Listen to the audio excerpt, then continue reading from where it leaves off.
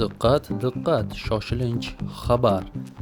Futbol bo'yicha 2026-yilgi Jahon chempionatining nimchorak final doirasidagi Braziliya hamda Norvegiya milliy jamoalari o'rtasidagi uchrashuv yakuniga yetdi.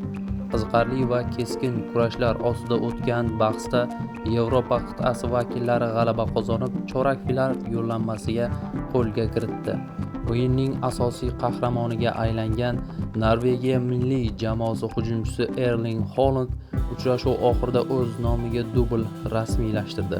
U 80 hamda 90 daqiqalarda Alisson qo'riqlayotgan darvozani ishg'ol qilib, jamoasining muhim g'alabasini ta'minladi. Braziliyaliklarning yagona javob goli uchrashuvning hakam tomonidan qo'shib berilgan vaqtida Neymar tomonidan penaltidan kiritildi.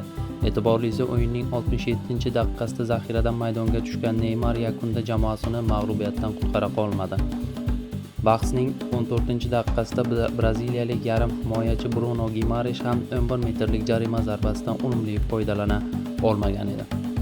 Shu va boshqa xabarlar bilan sizning xizmatingizda Tezkor xabarlar kanali bo'ldi. Kanalimizga obuna bo'lib, bir dona like bosib qo'yishni unutmang. Xayr, salomat bo'ling.